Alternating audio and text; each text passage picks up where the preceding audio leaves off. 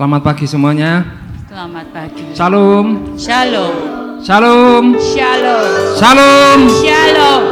Ya, saya percaya ya ini hari Minggu kita mempersiapkan hati kita untuk datang kepada Tuhan untuk beribadah. Ya, nanti kita akan berdoa lebih dahulu ya biar Roh Kudus memimpin ibadah pada pagi hari ini. Ya, saya minta nanti Ci Ida untuk berdoa sebentar sebelum kita nanti mulai. Haleluya. Haleluya. Terima kasih Tuhan buat kesempatan untuk kami boleh kembali beribadah kepadamu pada pagi hari ini Tuhan. Tuhan, kami percaya Tuhan saat ini lawatanmu sudah bekerja di tempat ini. Amin. Melawat tiap kami, melawat tiap hati kami Bapa. Biarlah Tuhan kami pulang tidak seperti kami datang Tuhan. Kami akan membawa berkat yang daripada Engkau Yesus. Kami akan menerima kemenangan yang daripada Engkau. Terima kasih Tuhan. Kiranya Engkau memimpin kepada kami dari awal, pertengahan hingga akhirnya nanti Tuhan. Kami serahkan semuanya hanya di dalam nama Tuhan kami Yesus Kristus. Haleluya. Haleluya. Amin. Coba toleh kanan kiri ya. Kelihatan enggak wajahnya seger enggak? Kasih tos coba kanan kiri biar semangat. Ya. Dan kita akan berdiri bersama-sama. Ya. Bapak Ibu percaya kalau Yesus itu raja? Amin. Percaya? Amin. Amin. Kalau dia raja, dia hadir di tempat ini dengan tidak tangan kosong. Saya percaya saat dia turun sebagai raja di tempat ini, ya, dia akan membawa yang namanya mujizat keajaiban bagi kita.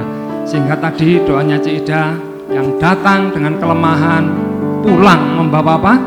Kemenangan. Amin. Yang datang membawa penyakit pulang membawa apa? Kesembuhan. Amin. Amin. Yuk kita akan puji dia bahwa dia adalah raja. Haleluya.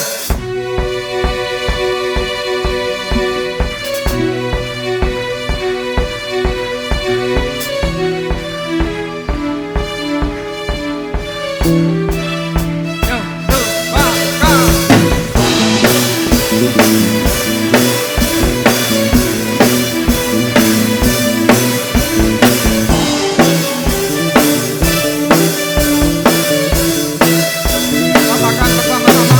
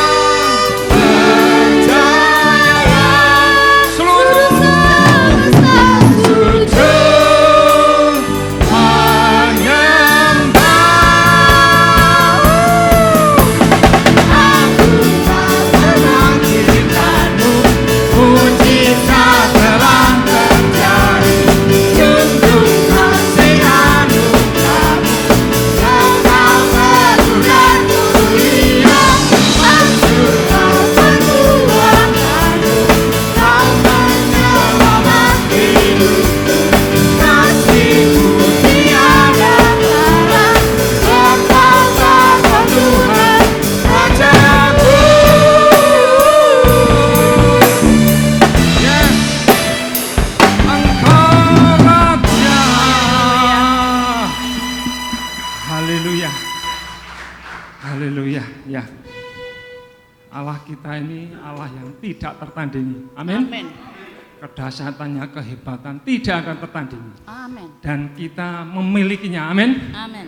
Saya percaya kalau kita percaya akan Tuhan Yesus yang tidak tertandingi, cara memuji kita, ya, ekspresi kita pasti tidak akan biasa-biasa, tetapi akan dengan semangat kita memuji. Amin, Bapak Ibu.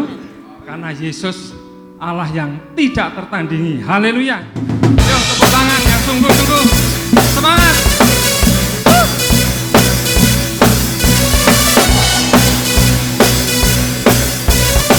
Ya, katakan bersama-sama ya.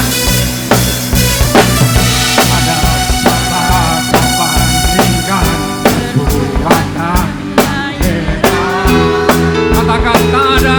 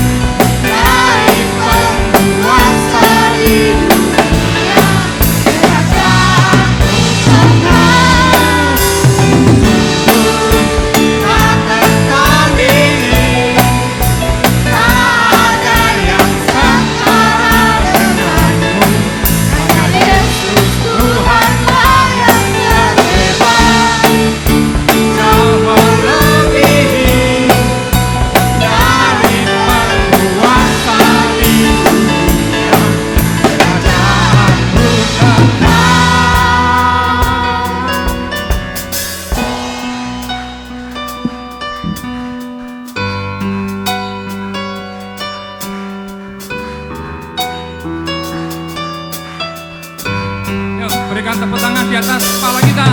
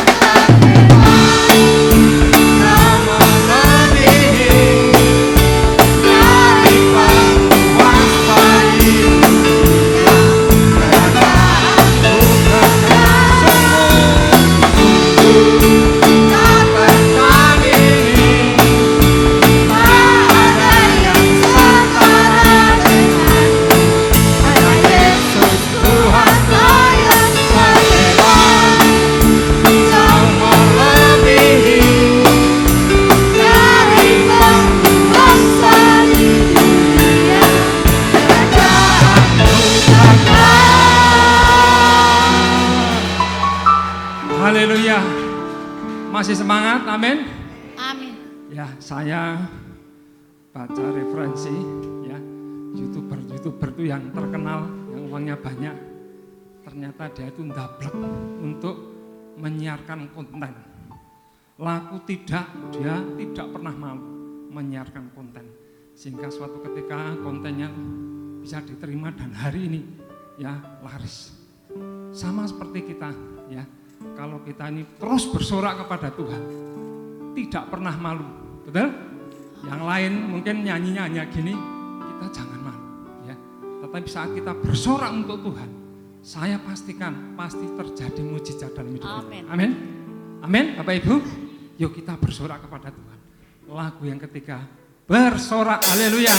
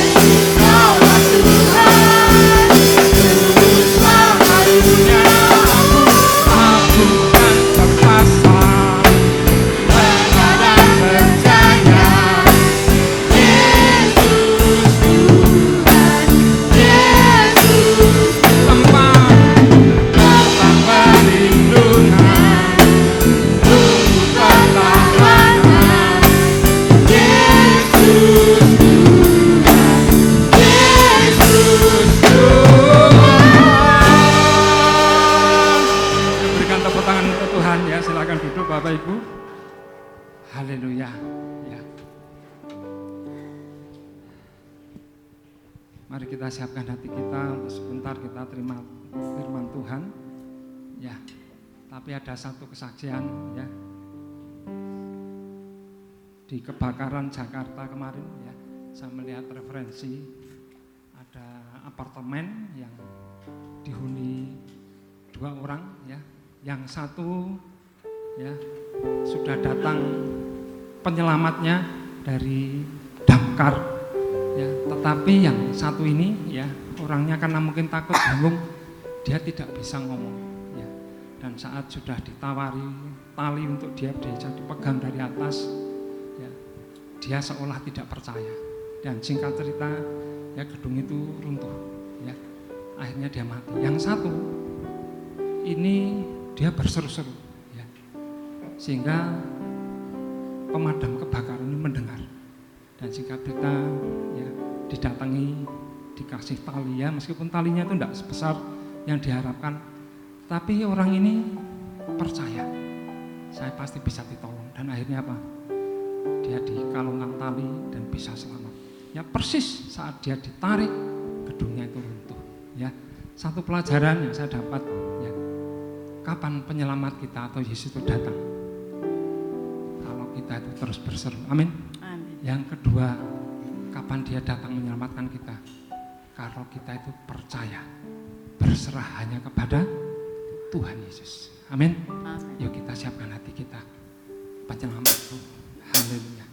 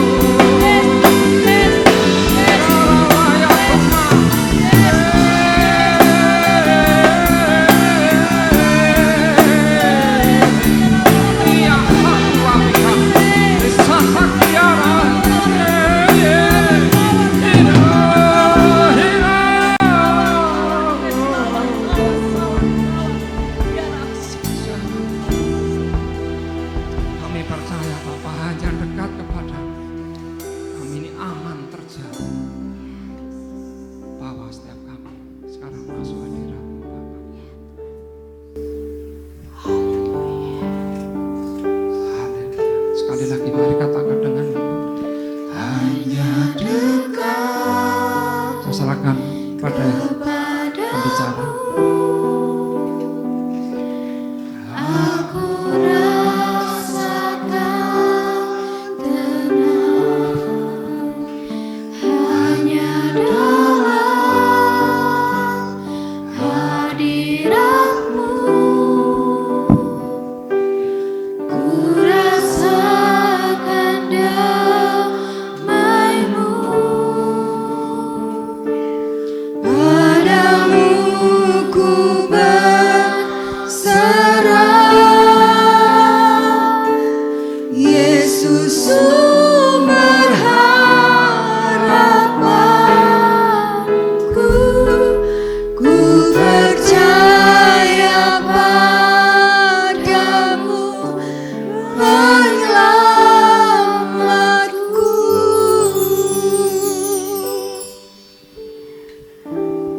Kami percaya kepada Engkau Tuhan.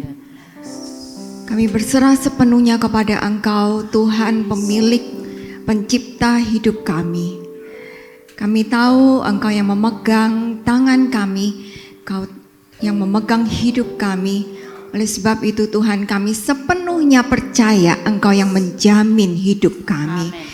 Untuk itu Tuhan, kami sebentar akan mendengarkan apa yang ingin Engkau katakan bagi setiap kami. Ajar kami untuk menghargai, untuk rindu, mengerti apa isi hati-Mu. Kami berikan waktu ini ke dalam tangan-Mu Bapa, di dalam nama Tuhan Yesus Kristus. Haleluya. Amin.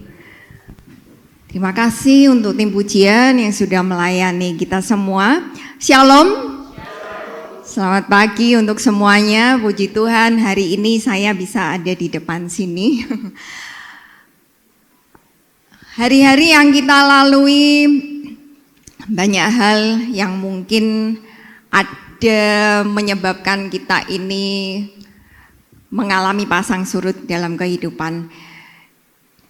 Dan apa yang kita hadapi itu kadang-kadang dan seringnya itu membutuhkan bagaimana kita menanggapinya. Nah, hari ini kita akan berbicara tentang respon positif. Orang kalau menghadapi sesuatu itu pasti dihadapkan dengan dua hal bagaimana mau meresponinya, ya kan? Oh, tiga, ya. Yang pertama bisa merespon dengan baik-baik atau merespon dengan positif. Tapi ada juga yang merespon dengan negatif. Yang ketiga cuek, tidak berespon apa-apa. Nah, hari ini kita belajar bagaimana kita kalau di dalam Tuhan, mendengar suara Tuhan, kita harus belajar untuk mau meresponnya dengan positif. Walaupun kadang-kadang ada hal yang tidak sesuai dengan hati kita, ada hal yang mungkin bagi kita berat, ya, bagi kita mungkin kayaknya Tuhan kok nggak tahu kita gitu, dan kita mungkin juga mengeluh, berkeluh kesah. Nah, kalau berkeluh kesah itu namanya responnya negatif. Itu yang Tuhan tidak inginkan. Ya, jadi hari ini kita belajar bagaimana kita meresponi positif. Nah, apa tujuannya yang kita akan pelajari hari ini adalah meresponi panggilan di transformasi. Di tahun ini kita punya tema besar adalah transformasi. Bagaimana kita mau dan menyediakan diri kita di transformasi. Selalu kita diingatkan tentang metamorfosa kupu-kupu. Kupu-kupu itu tidak ujuk-ujuk jadi kupu gitu kan ya. Semula kupu ini bentuknya adalah ulat. Ulat itu kecil dan dalam prosesnya berkembang dan melalui hari-hari akhirnya keluarlah menjadi kupu-kupu. Ulat itu biasanya membuat orang itu risih gitu kan ya. Kalau deket-deket apalagi nempel di kulit kita rasanya gitu ya. Tapi begitu sudah bermetamorfosa, keluar menjadi kupu-kupu dalam bentuk yang berbeda, dengan warna-warni yang indah, kita kepengen megangnya. Walaupun ada beberapa orang yang juga nggak nyaman juga kalau megang serangga, kan kupu ini termasuknya serangga. Ada rasa gimana gitu ya. Tapi kupu-kupu itu menyenangkan untuk dilihat.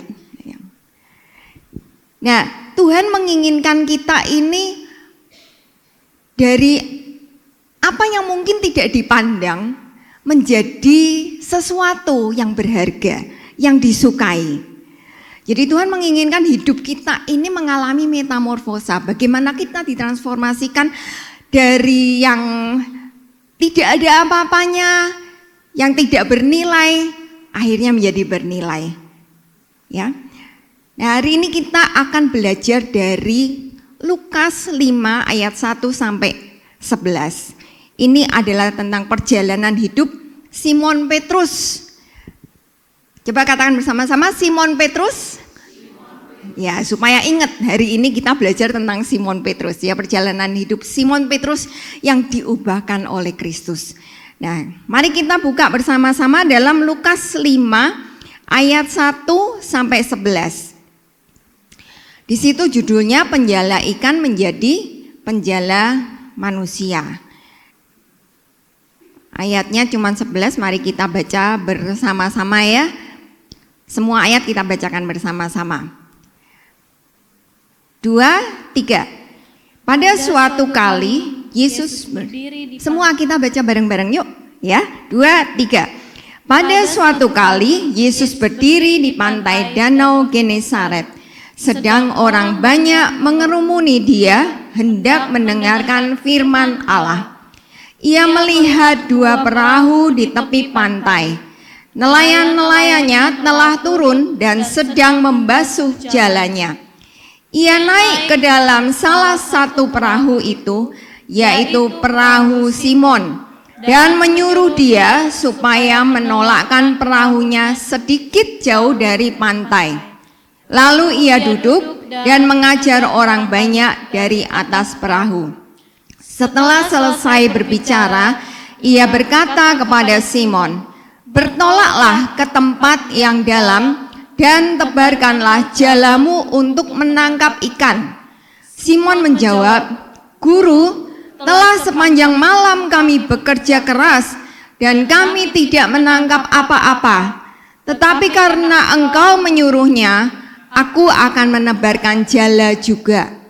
Dan setelah mereka melakukannya, mereka menangkap sejumlah besar ikan sehingga jala mereka mulai koyak. Lalu mereka memberi isyarat kepada teman-temannya di perahu yang lain supaya mereka datang membantunya, dan mereka itu datang.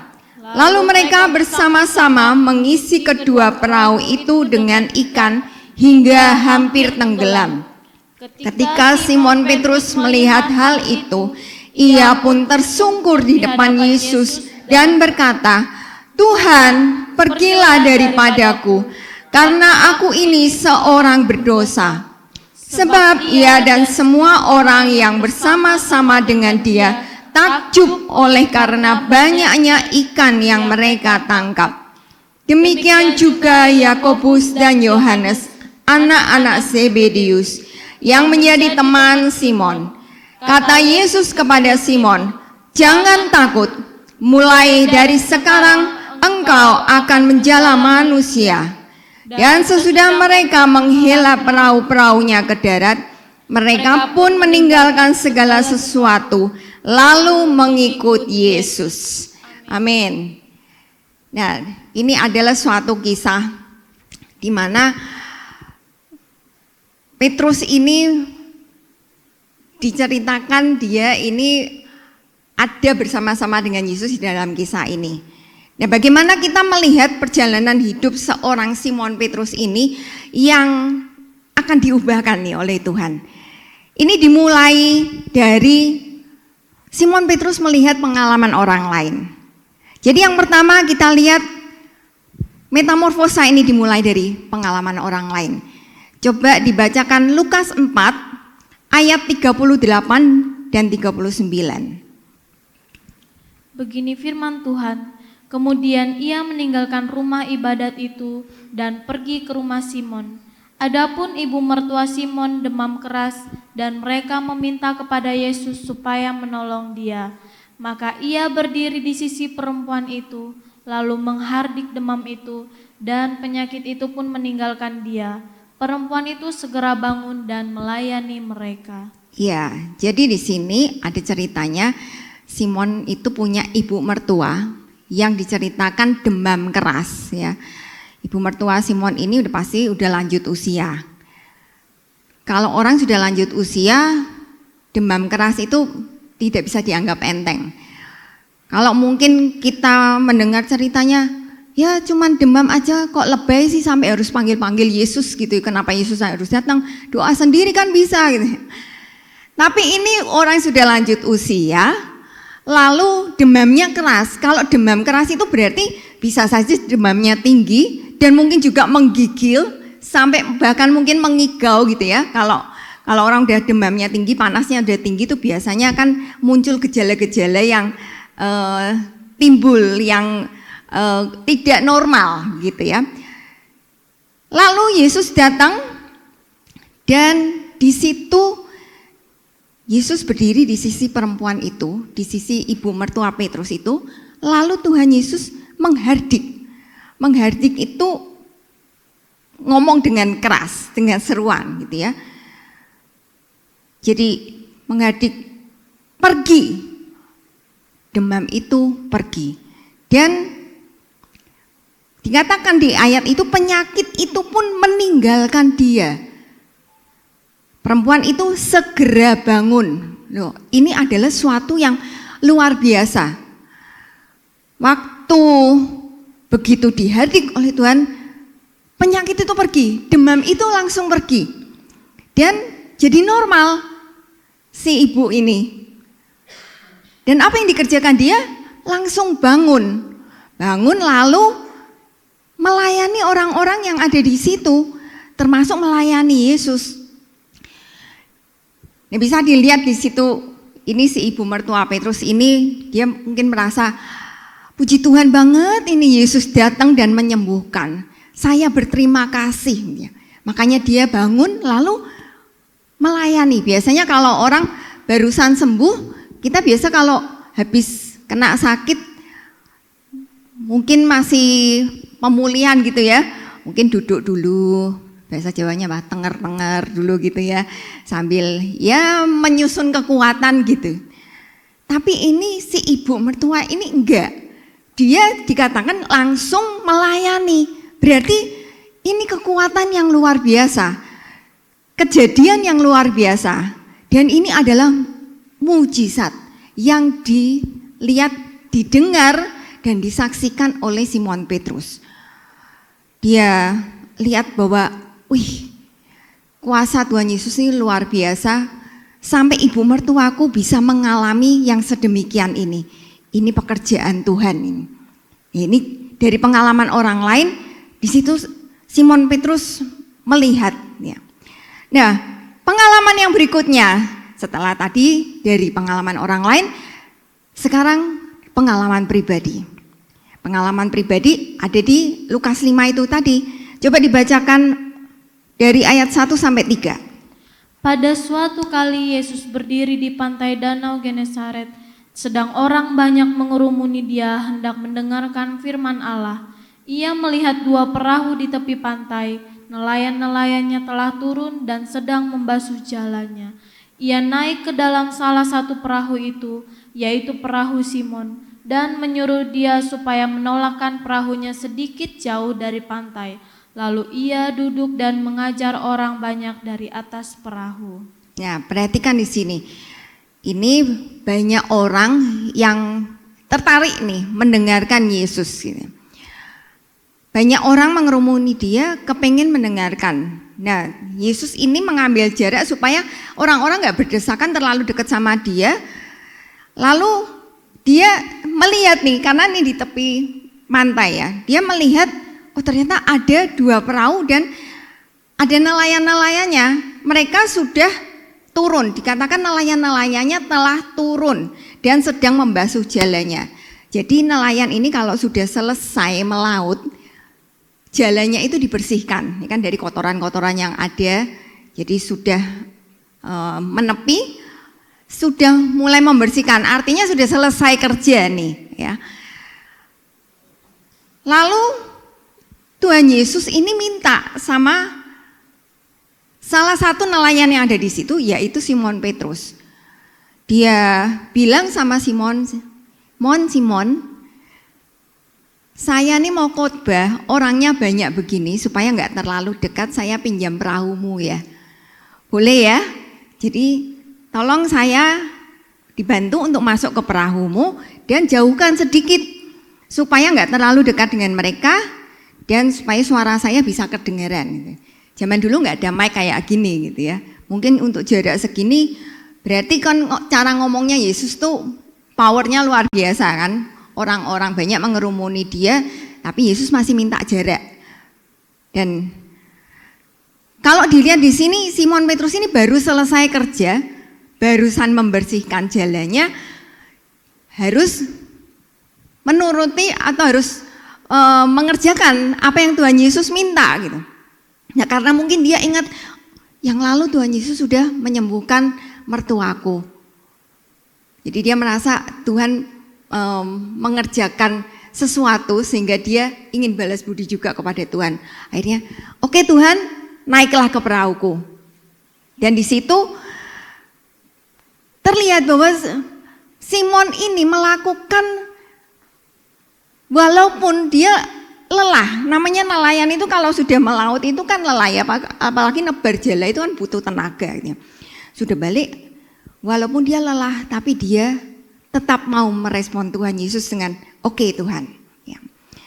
Lanjut, di ayat 4 dan 5 dibacakan. Ia naik ke dalam salah satu, setelah selesai berbicara, ia berkata kepada Simon, bertolaklah ke tempat yang dalam dan tebarkanlah jalamu untuk menangkap ikan. Simon menjawab, Guru, telah sepanjang malam kami bekerja keras dan kami tidak menangkap apa-apa. Tetapi karena Engkau menyuruhnya, aku akan menebarkan jala juga. Iya. Setelah selesai berbicara, artinya Yesus tadi kan di dalam perahu ya. Jadi setelah Yesus selesai khotbah, dia nggak minta, Mon, tolong perahunya dipepetin lagi, saya mau turun. Enggak. Tapi Tuhan Yesus langsung bilang, ayo sekarang bertolaklah ke tempat yang lebih dalam. Nah, ini gambarnya nggak keluar ya. Jadi Simon ini diminta oleh Tuhan, dibilangin bertolaklah ke tempat yang lebih dalam. Jadi Yesus bersama-sama dengan Simon di dalam perahu itu bertolak ke tempat yang lebih dalam untuk menebarkan jalannya. Di sini dilihat bahwa ini membutuhkan komitmen ya. Simon Petrus ini mau berkomitmen, oke Tuhan, aku lakukan, bertolak ke tempat yang lebih dalam seperti yang Engkau minta. Nah, kalau dipikir-pikir dengan pengalaman yang sudah terjadi, semalam tuh dia sudah kerja keras, dia sudah letih gitu ya. Tapi dia memberikan respon yang positif. Dia tetap melakukan karena dia menghormati Tuhan. Dan artinya begini, kadang-kadang kalau kita ini kan mengalami masa-masa di mana kita ini merasa kalah atau mungkin usaha kita ini sedang drop, sedang terpuruk. Apa yang kita lakukan? Kadang-kadang kita berpikirnya, males apalagi pergi ke gereja, podo wae ternyata nggak lebih baik ikut Tuhan, kok ternyata usahaku malah nggak ada untungnya, malah hidupku susah gitu, nggak dapat apa-apa ya kayak Petrus ini ya, udah kerja semalaman tapi nggak dapat apa-apa. Nah kalau pakai pikiran yang seperti itu, Simon nggak bakal mau nuruti Tuhan untuk pergi lebih dalam lagi. Tapi di sini kita lihat Simon merespon dengan positif. Dia menghampiri Tuhan dan dia mau ikut apa yang Tuhan perintahkan. Artinya dia berpikir, oke, coba lagi dan aku mau percaya. Dalam Tuhan ada kuasanya. Sudah aku lihat sebelumnya bahwa kuasa Tuhan itu bekerja menyembuhkan ibu mertuaku. Akhirnya Simon ini ikut, ya. Nah, bertolak ke tempat lebih dalam ini artinya masuk lebih dalam lagi itu kita mau lebih serius. Serius untuk menanggapi, ya. Kita harus lebih serius untuk menanggapi apa maunya Tuhan. Bukan malah menjauh dari Tuhan. Oh, Tuhan nggak baik buat aku karena ternyata apa yang aku kerjakan sia-sia, nggak dapat apa-apa. Kalau gitu Tuhan percuma. Mending aku nggak usah deket-deket sama Tuhan juga sama aja mungkin, gitu ya. Kadang-kadang ada orang yang lelah dan punya pikiran yang seperti itu. Nah, kita lihat lagi apa yang terjadi selanjutnya di ayat 6 dan 7. Dan setelah mereka melakukannya, mereka menangkap sejumlah besar ikan, sehingga jala mereka mulai koyak.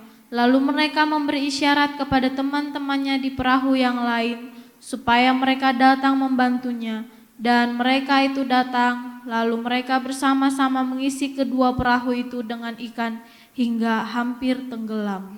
Ya, di sini kelihatan setelah Simon Petrus ini mau nurut arahan Tuhan, hasilnya terlihat.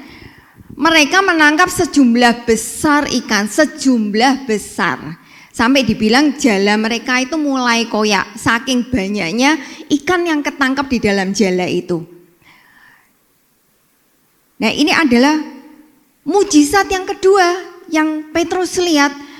Tadinya ibu mertuanya tiba-tiba sembuh, ya. Yang ini tiba-tiba bisa dapat ikan yang banyak. Kok bisa gitu ya? Padahal semalaman barusan melaut di tempat yang sama tapi nggak dapat apa-apa. Ini namanya mujizat. Ini yang Petrus lihat bahwa Tuhan itu melakukan sesuatu yang luar biasa, yang di luar akal kita gitu. Jadi di sini kita lihat bahwa Tuhan menunjukkan bahwa di dalam Tuhan, kalau aku ada di dalam perahumu, Tuhan ada di dalam perahu kita, hidup kita ini bisa berkelimpahan. Tanpa kita memikirkan, Tuhan itu kalau ngerti, oh orang ini nurut sama aku, oh orang ini mau mendengarkan arahanku, orang ini mau mendengarkan perintahku, maka hidup berkelimpahan itu Tuhan berikan. Sejumlah besar ikan, sampai jalannya mau koyak.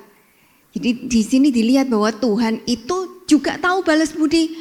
Dia tahu bahwa Simon Petrus ini mungkin juga sudah letih, lelah. Tapi dia masih mau melayani Tuhan dengan perahunya. Maka Tuhan membalasnya dengan sejumlah besar ikan. Kita perhatikan hidup kita.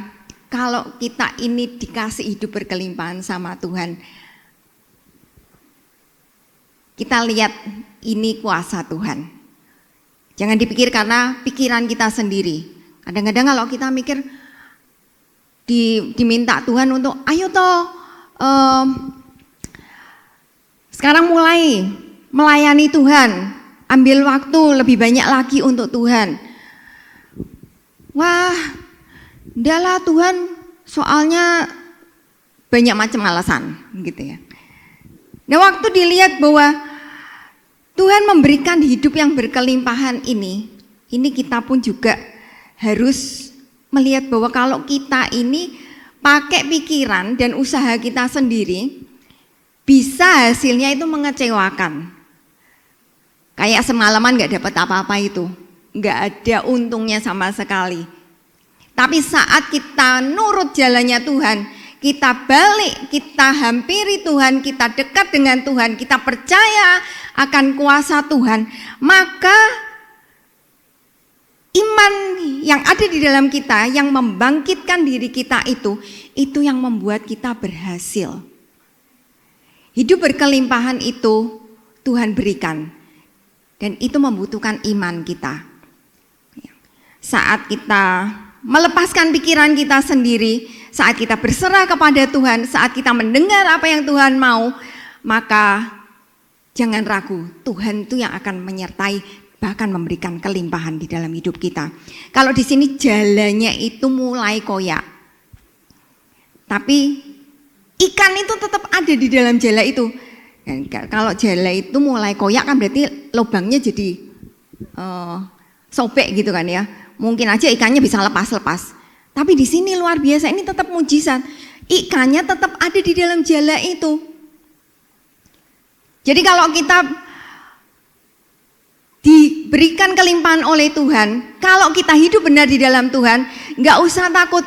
Kalau jala itu tiba-tiba koyak, ada yang menggoncang, ada yang kepingin untuk menggoncangkan kehidupan kita, mungkin dengan cara-cara yang tidak baik, Tuhan tetap melindungi sehingga harta itu tetap ada.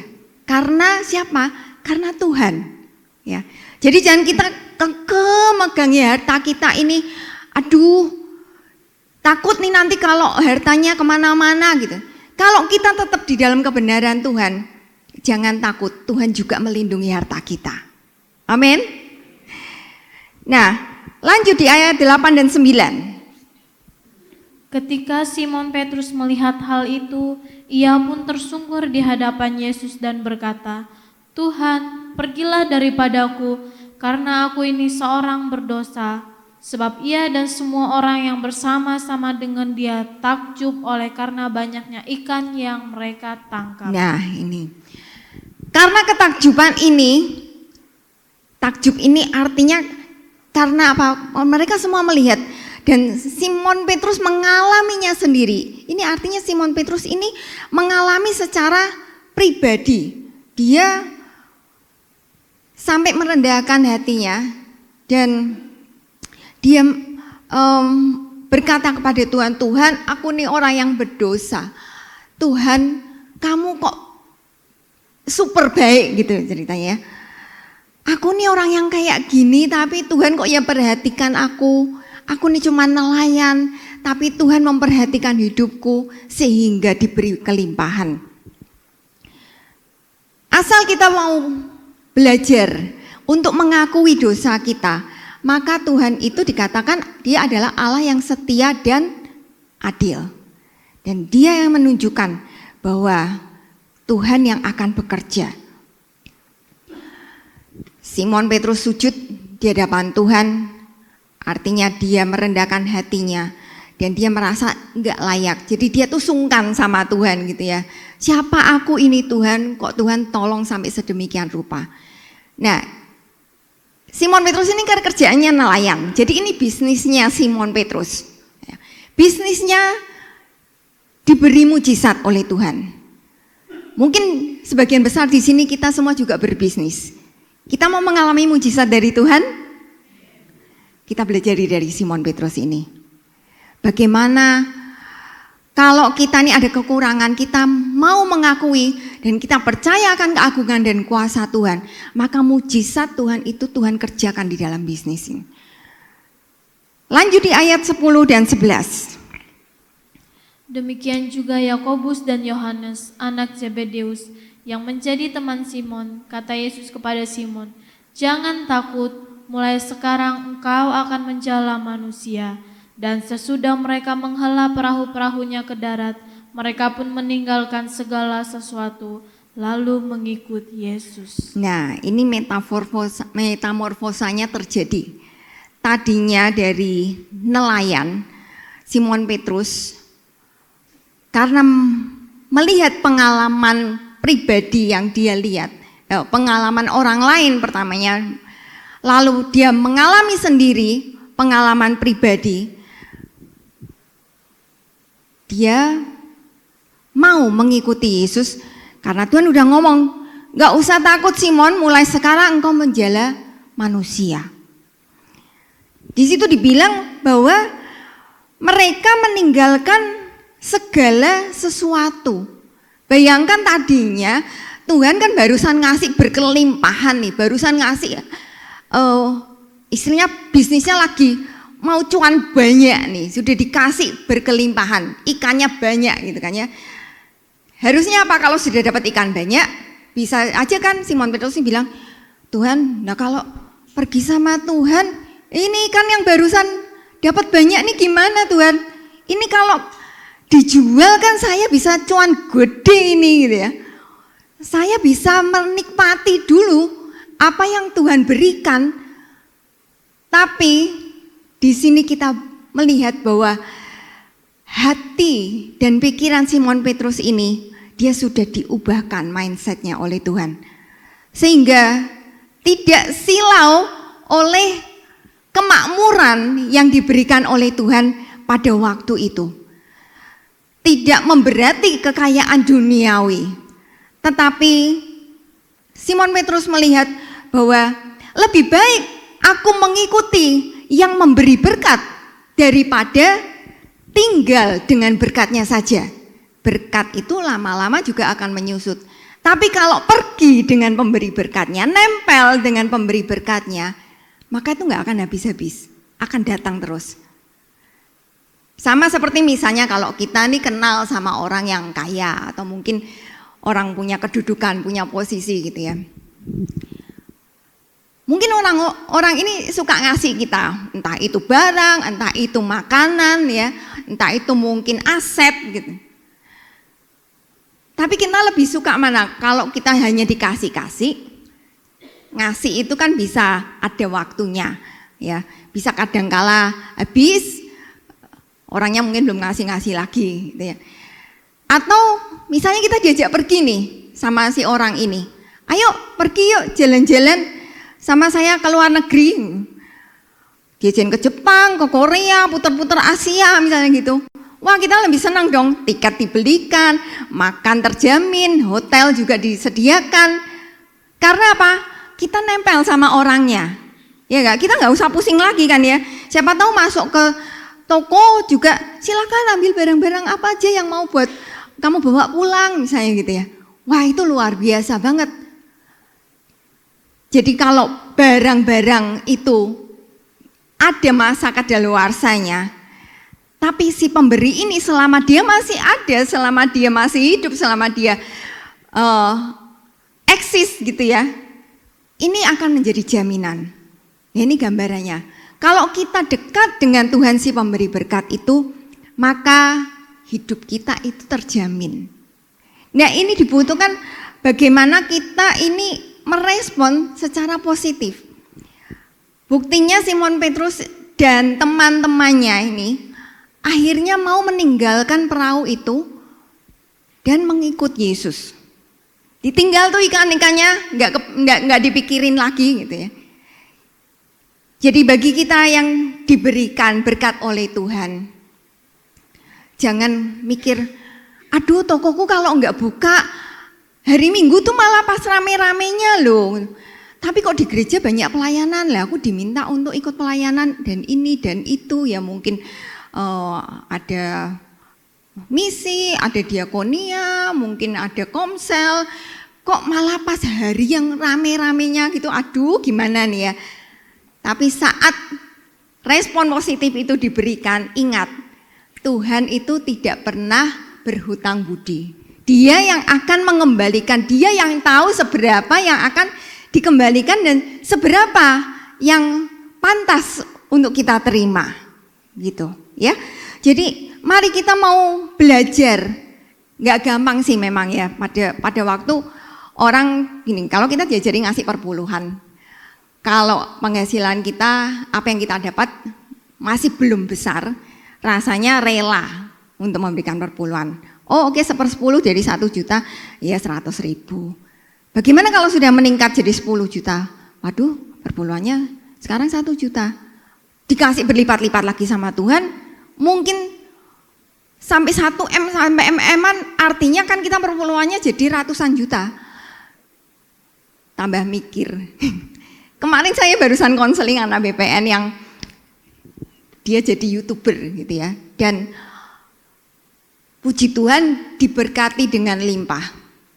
Nah, pada waktu memikirkan untuk perpuluhan, pajak gitu, pernah dia agak sedikit melakukan strategi lah gitu ya, nego-nego sama Tuhan, yang tak kasih segini aja deh gitu. Ternyata hatinya itu enggak damai, sampai akhirnya dia minta ampun sama Tuhan dan belajar untuk memberikan yang seharusnya. Dan setelah memberikan itu, Tuhan melimpahkan berkatnya itu tetap jalan terus dan luar biasa. Oleh sebab itu kita mesti belajar ini. Nah, Petrus ini dari nelayan dijadikan Tuhan penjala manusia. Nah, sekarang kita mau lihat bagaimana nih aplikasi penjala manusia di zaman yang modern ini. Kalau zaman sekarang ini kan nggak seperti dulu lagi. Ya, desa sudah lebih maju, kota kecil juga lebih maju, apalagi kota besar gitu ya. Kalau cara-cara penginjilan yang lama, cara-cara mendekati orang untuk kita membawa kepada Kristus itu dengan cara yang lama, mungkin kita perlu menyediakan waktu berkunjung, ngobrolin dulu dengan cara berbagai macam cara, atau mungkin kita adakan perkumpulan. Ya, sekarang waktu itu menjadi penting buat orang-orang ya. Kalau disuruh kumpul gitu, belum tentu orang-orang itu gampang untuk dikumpulkan, karena sekarang udah lebih banyak kesibukan masing-masing. Ya sibuk kerjaan, ya sibuk dengan gadgetnya masing-masing, kan begitu ya. Jadi cara-cara yang lama itu mungkin untuk era sekarang perlu ada penyesuaian gitu ya. Tapi tetap aja itu bisa dipakai oleh Tuhan. Nah, kalau kita mau menyediakan diri sebagai penjala manusia, nggak susah-susah. Ada cara. Onsite itu ya tetap kumpul gitu ya. Kadang-kadang kita bisa ketemuan mungkin sama teman-teman kerja kita yang belum kenal Tuhan. Mungkin kita bisa bersaksi, oh saya kemarin mengalami kesembuhan loh. Oh iya, kamu bisa sembuh gitu ya. Kenapa gitu ya? Seperti misalnya ibu mertua Petrus itu tadi. Kalau yang ngelihat itu orang yang belum kenal Yesus, maka mereka juga akan takjub, akan percaya.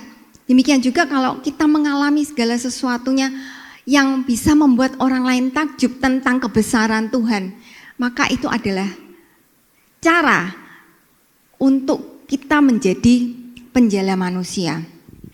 Ingat, kita ini nanam, nanti Tuhan yang akan memberikan pertumbuhan itu dan sehingga ada buahnya.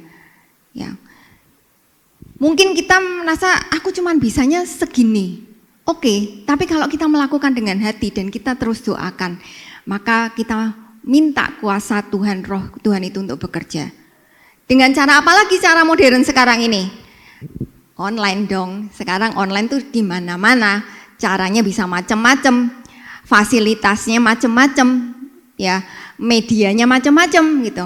Media sosial dunia zaman sekarang ini sudah unlimited gitu ya. Apa aja bisa dipakai.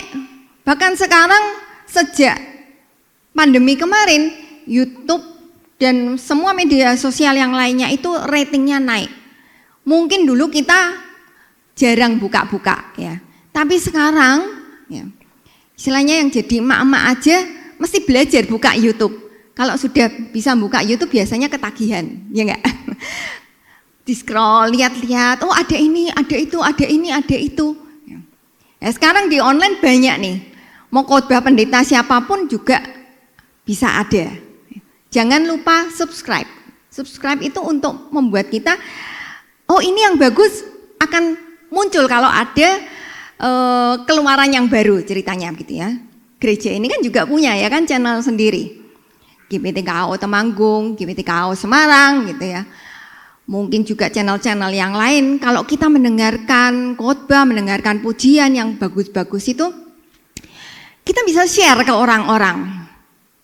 Kalau orang yang menerima itu mungkin pada awal-awalnya nggak membuka gitu ya. Ah apa sih ini kiriman? Nggak diperhatikan. Tapi kalau kita rajin terus, dan kita ngirimnya juga dengan doa, Tuhan bisa bekerja melalui rohnya pakai cara online ini. Jadi apa yang di luar kemampuan manusia. Jadi kita tuh zaman sekarang nggak perlu susah-susah untuk kita nih harus jadi pendeta dulu untuk bisa mengabarkan Injil. Melalui online ini banyak cara terbuka. Ini adalah cara Tuhan membuka jalan supaya orang lebih banyak tahu tentang Tuhan, dan ini mempercepat kedatangan Tuhan. Mari kita lakukan hal ini. Semua udah bisa buka kan? YouTube bisa buka, Instagram bisa enggak? Facebook bisa enggak? WA bisa enggak? Bisa lah ya. Dulu kan zamannya BBM, sekarang udah WA gitu ya. WA send gitu ya.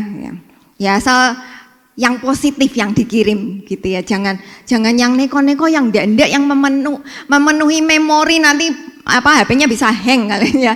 Jadi yang memang berguna kita kirimkan. Siapa tahu loh suatu kali di suatu waktu dibuka sama si penerima dan dia mendengar tentang Kristus dan dia tertarik, dia bisa diselamatkan. Ini biar kuasa Tuhan yang bekerja. Nah, yang paling penting di sini yang menjadi tujuan utama adalah bagaimana respon positif ini mendorong kita untuk menjadi garam dan terang dunia.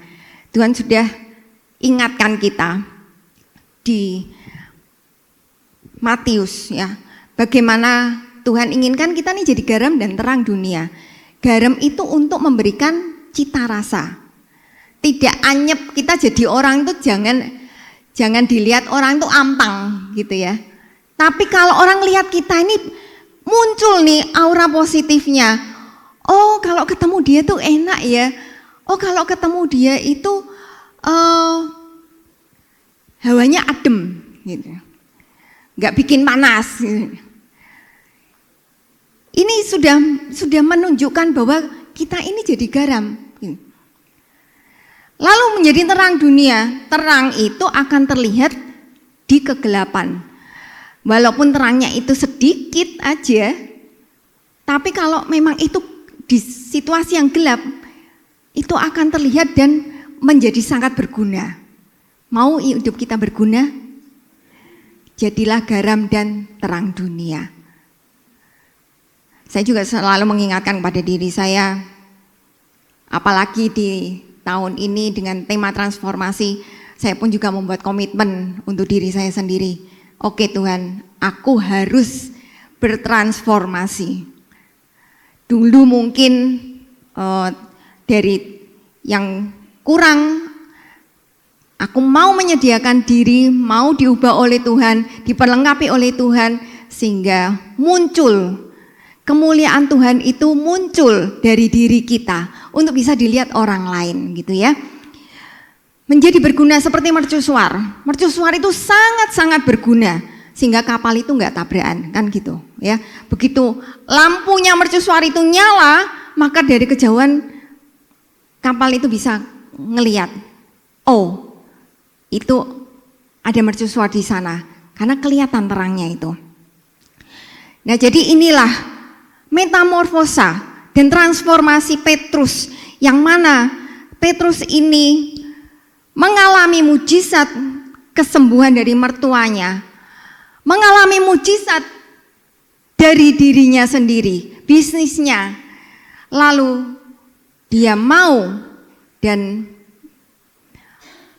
merespon dengan positif sebagai penjala manusia. Tujuan utama akan tercapai kalau kita merespon dengan positif, yaitu untuk menjadi kemuliaan bagi Tuhan. Biar kita punya komitmen nih dalam hidup kita. Oke Tuhan, aku mau merespon dengan positif. Aku gak mau banyak ngomel. Aku akan mulai belajar untuk bertindak, berkata-kata, dan melakukan segala sesuatunya dengan pikiran yang positif. Kita hindarkan dari hal-hal yang negatif. hanya satu tujuannya, agar kita ini mengalami proses metamorfosa dan menjadi indah. Kalau kupu-kupu ini, jadi ulat itu tadinya kan nggak bagus ya kan, tapi kalau sudah jadi kupu-kupu dia nggak akan jadi ulat lagi, matinya ya tetap dalam bentuk kupu. Jadi ini gambaran kalau hidup kita ini dari bentuk ulat yang istilahnya nggak ada harganya gitu. Endingnya nutupnya ini nanti harus dalam bentuk kupu-kupu. Tetap bagus. Jangan kita anjlok lagi, masa mau jadi ulat lagi, kan gitu ya. Jadi mari kita berjalan hidup memuliakan Tuhan. Ini yang Tuhan inginkan. Dan biarlah ini menjadi komitmen kita hari ini sampai hari-hari ke depan kita. Karena kita percaya Tuhan ada dalam hidup kita, Dia akan mengerjakan dan menyertai kehidupan kita. Mari kita bangkit berdiri bersama-sama. Kita berikan hati kita berikan hidup kita agar Tuhan mengerjakan sesuai yang Tuhan inginkan. Dan kita mau datang kepada Tuhan dengan kerendahan hati. Kita mau mencari dulu Tuhan dan kebenarannya, maka Tuhan akan menambahkan semuanya bagi kehidupan kita. Percaya itu di dalam Tuhan.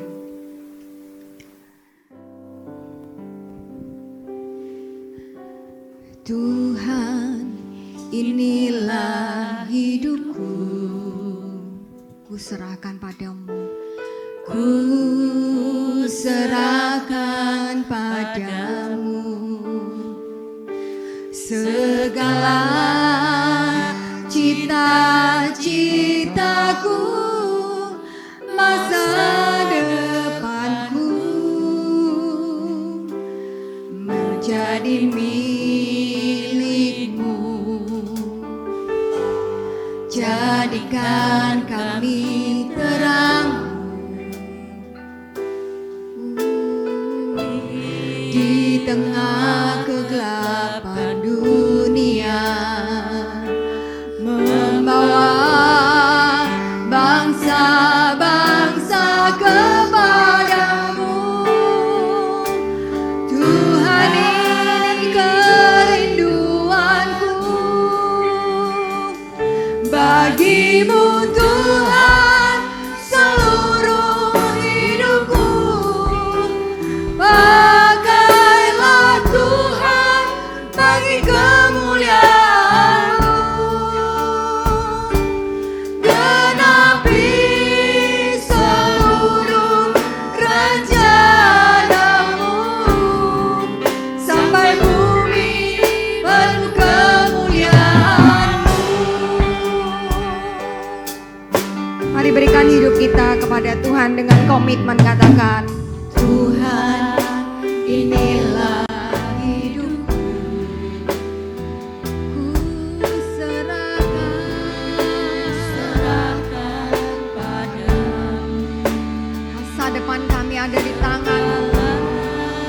Cita-citaku, masa depanku, menjadi milikmu. Jadikan kami terang, di tengah kegelapan dunia, membawa bangsa-bangsa kepadamu. Tuhan, ini kerinduan. Angkat tangan kita, angkat hati kita, katakan, bagimu Tuhan, ini hidupku. Pakailah Tuhan bagi kemuliaan-Mu, genapi seluruh rencana-Mu, sampai bumi penuh kemuliaan-Mu. Mungkin dalam hidup kita kita pernah mengalami masa berkelimpahan, atau mungkin sekarang kita sedang diberi kelimpahan oleh Tuhan. Biarlah kita tetap memiliki respon yang positif, tidak hanyut di dalam keduniawian, tetapi baiklah kita memberikan respon yang positif. Untuk apa Tuhan memberikan segala sesuatunya itu bagi kita?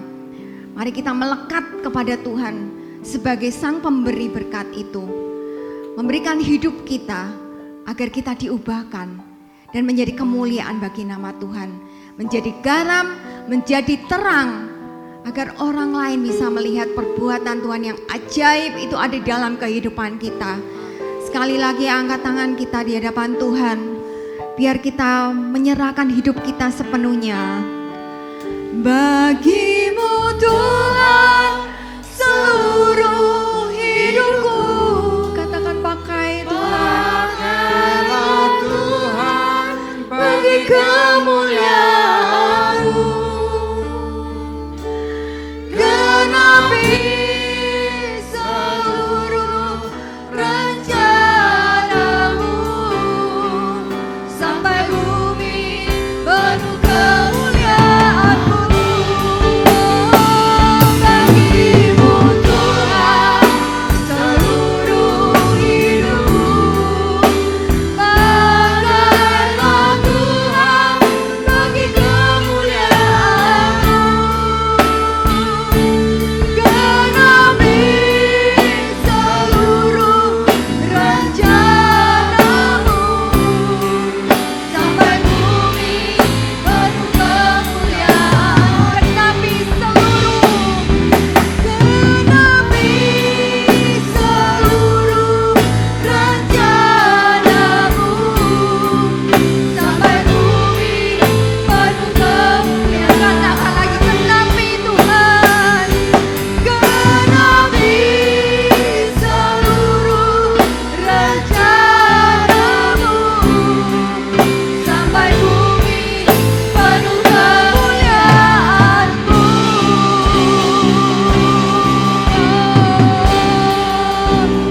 Ya Tuhan, bekerjalah dalam hidup kami. Yesus Tuhan, kami mau percaya kepadamu. Kami percaya kuasa-Mu bekerja dalam hidup kami. Ya Tuhan,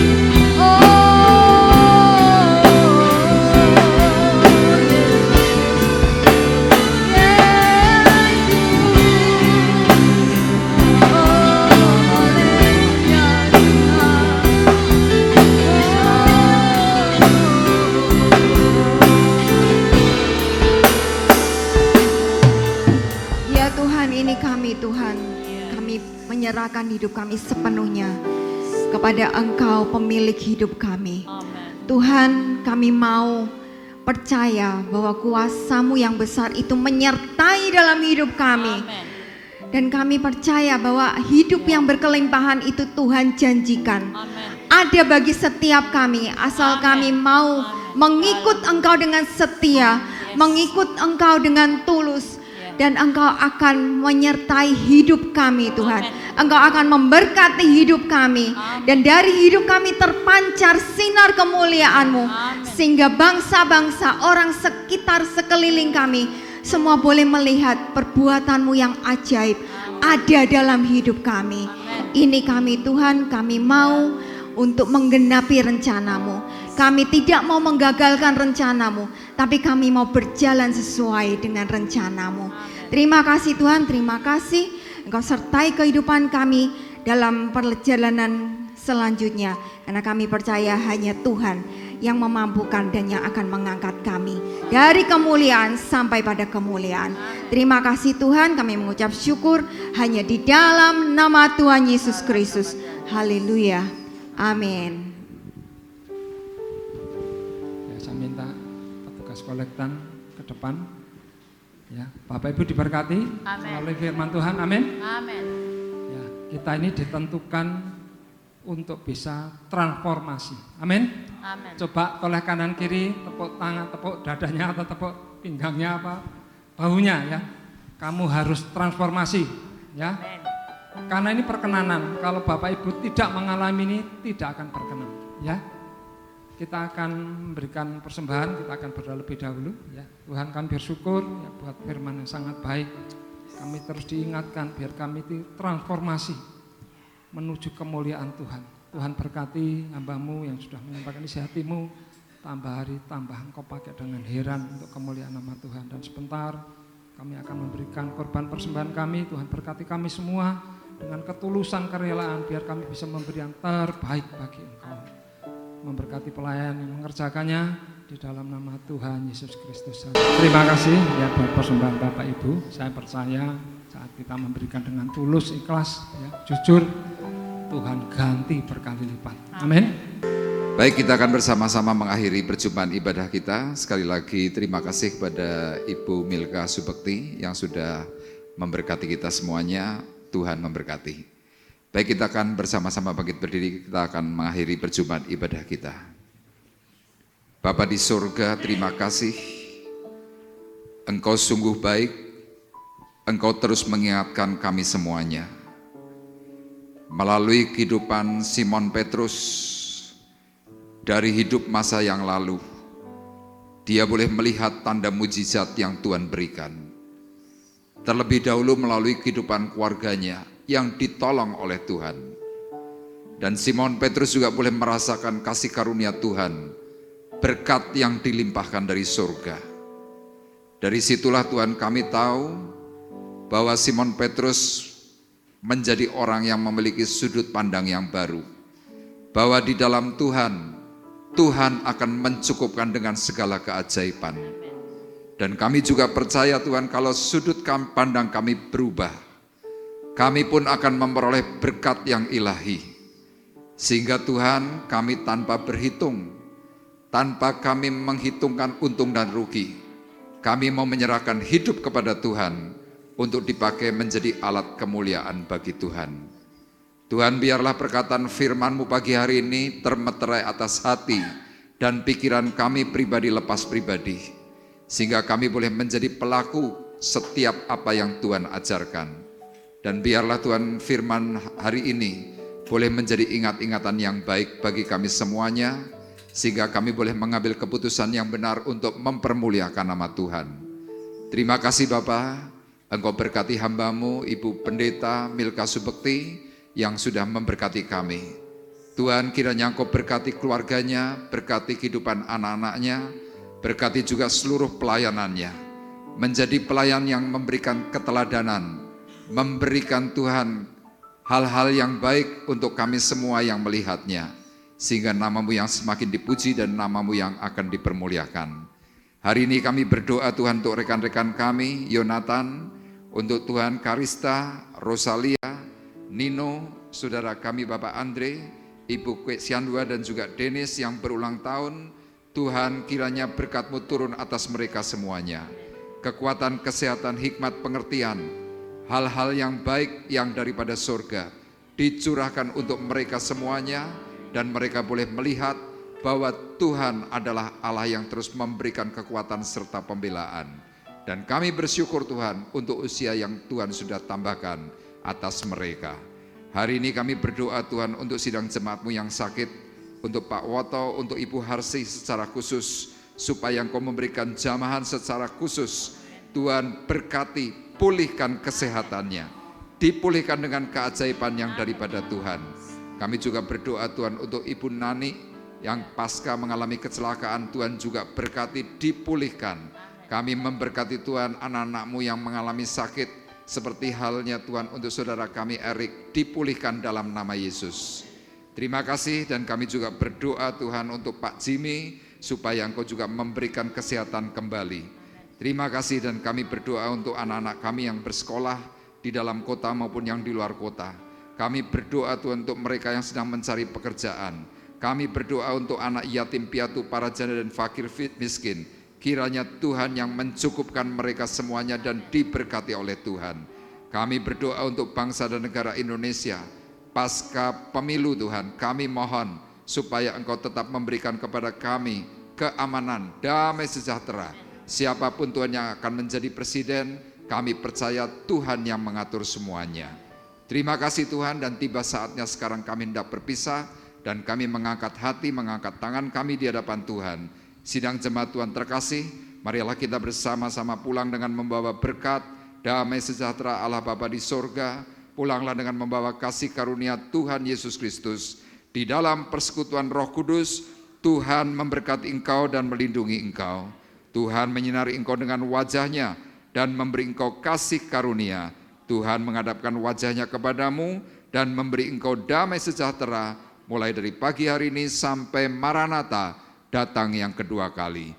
Dalam nama Tuhan Yesus Kristus kami sudah berdoa dan mengucapkan syukur kami, dan kita semua yang diberkati oleh Tuhan bersama-sama berkata amin.